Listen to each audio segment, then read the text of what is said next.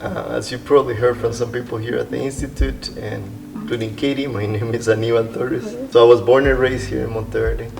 My family has a long history here in the community. I started working for the Institute when I was very young. So I've been around this organization for the last 16 years. It's a long time. On various positions.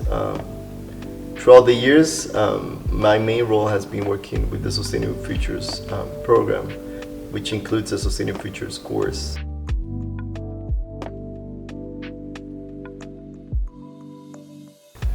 My predecessors, in terms of professors, I kind of feel I inherited the program from Linda and Bob, so it was a great opportunity for me to take on something that does a lot of work for the community and for the Monteverde Institute. I think it's a perfect reflection of what this organization is about, bringing opportunities for students to do service learning in the community, giving a chance for the community to react with needs, real needs, so the students are serving a purpose, a cause, and providing an opportunity of learning for both the community and the students. So it's a win-win situation. Research is implicit, education, and service to the community, and which is, I think, in a way, is a lot of what the Institute is about. Those three cornerstones are reflected throughout the history of this organization, and also in the history of this course itself and the program.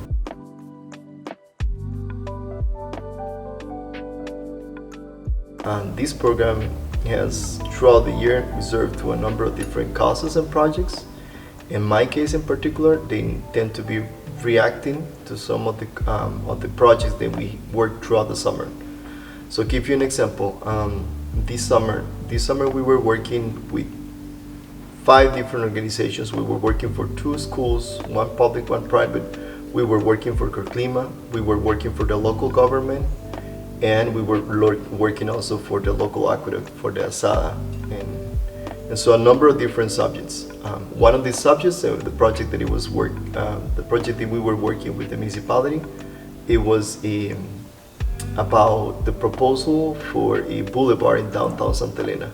What happens if we shut down the main street in downtown Santa Elena, and we transform that to a boulevard? So that is exclusive for pedestrians, it's exclusive to people to walk, and it becomes a very nice place for people to hang out, full of life, art. What would that look like?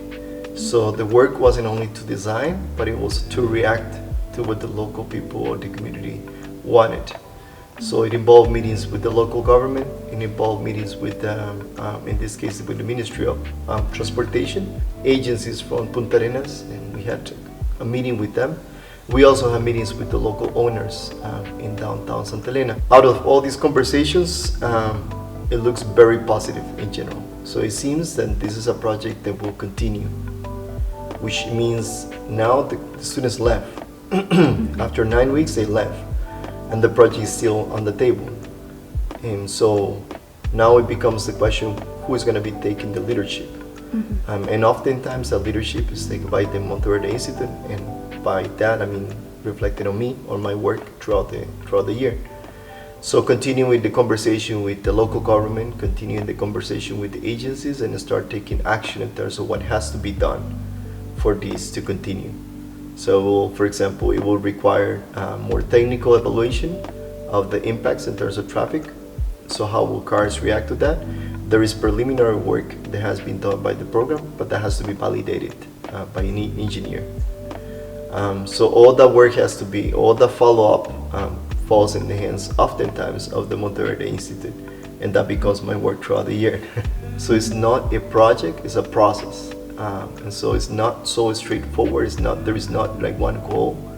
It's a way bigger picture. It's something where you need to embrace it and develop from a baseline study to really understand what the problematic is in the community to the potential solutions you're gonna come up with.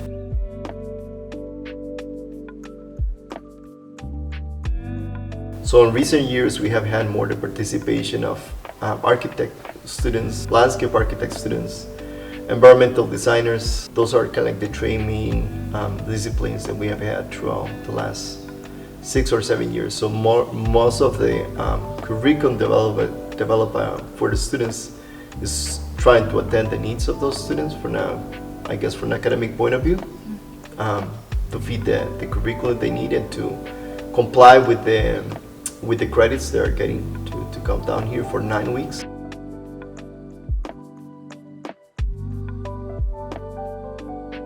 It's a very intense program. So they come here from Monday to Friday from 8 to 5 every single day. So it's not a typical studio, which you will take, classes maybe twice a week. This is a very intense 9 weeks of work in the community.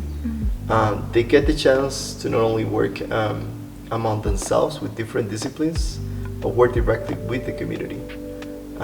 As I was describing, in this case we have 5 different projects, so they had to react to a number of different circumstances, needs, and settings. So it's not the same working on a boulevard and working for a school. It's not the same developing, a design for a bathroom than developing full design for an outdoor kitchen, or name it, or developing renderings for a wastewater treatment facility, which was one of the projects. So it changes and challenges the students in a number of different ways. There is a general structure, so students will comply. Academically speaking, they'll have seminars in the studios, which they need to attend, and that is a split, but those studios and seminars are a reflection of what the projects look like.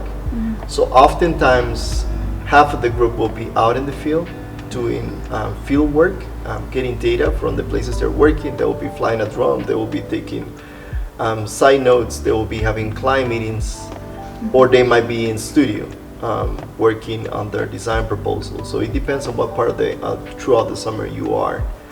When it comes to the first couple of weeks, they tend to spend more time getting to know their clients, practicing Spanish, and they have an average of 37 hours of Spanish.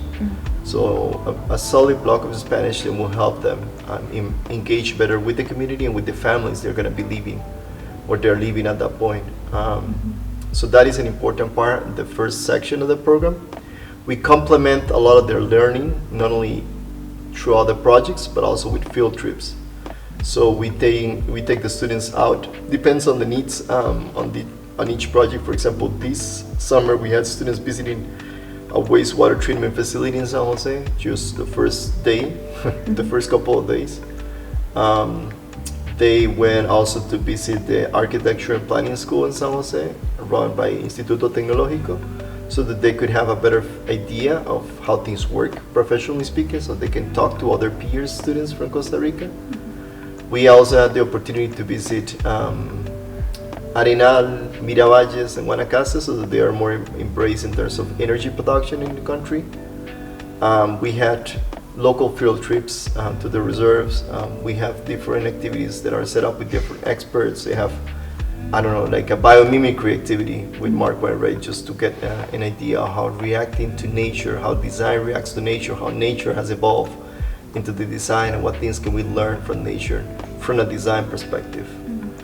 So there's all sorts of things that I'm trying to integrate into the curriculum, so it doesn't feel just like like spending time there in the studio drawing the whole day. Is more than that. It's really exposing yourself and engaging yourself with the community, with the environment, to respond more effectively with your design proposals.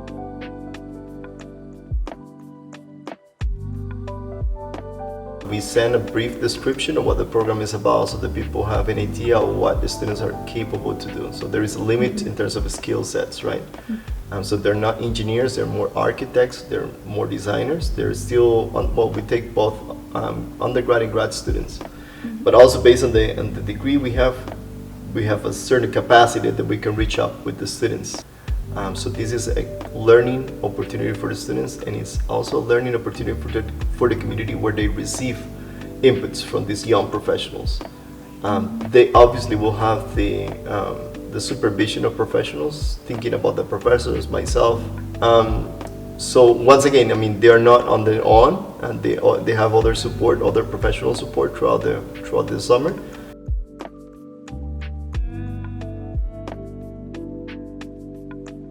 The projects evolve in different ways. So once students finish their work here, after the 9 weeks, the clients will give or will get from us a full report of the project. So it's not only the drawings, but is all the precedents, is the reflection, the analysis and research that was done before the drawings came. So it's not coming out of the bloom, but it's more like, okay, so what was the train of thought behind each of these designs? Where did they came from? So all the renderings will be handed to the clients and this report. So more oftentimes you will see that the clients use these drawings in all this report, all this information provided by the students to look for funding, which tends to be the main obstacle to make through many of these projects.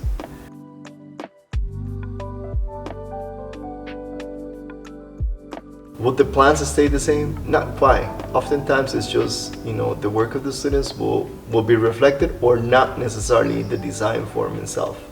Oftentimes students will be able to see that design transform to a full scale, like the park. Yeah.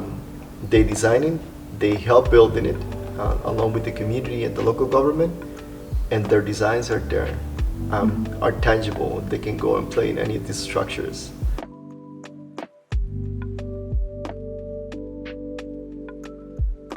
Currently, we're working with Corclima, and I'm stepping out a little bit of Sustainable Future just to name some of the partners that we work with.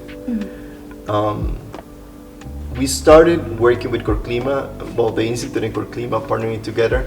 That was throughout the pandemic, and we started with sidewalks. So it was a good opportunity to give job opportunities for people that didn't have a job back then, and give something back to the community. We found some alliance with the government, so we got some materials from there. We also got some money from the government in terms of concrete or cement specifically. And we built close to a kilometer, from the bridge here, the cheese factory, all the way down to the next bridge, which is near to the Tremonti restaurant. So anyways, that whole section was people walking on the road. And we changed that into a sidewalk so people can walk safely from here all the way down to Santa Elena. From that project, we got more momentum going on. So now we have been able to get more local partners. This has been more the work with Corclima directly to get funding from a group of tour operators in town, and with their help, the help of others, now we have the money or resources to start a section of 500 meters from Cañitas towards Santa Elena. My dream, to see the whole section finish. How long? It's 3 kilometers. So I know it's just the first step, but my dream is to see that section, to provide connectivity among the main roads that connect and move people in and out of Monteverde, local people in and out of Monteverde. That would be certainly a dream come true.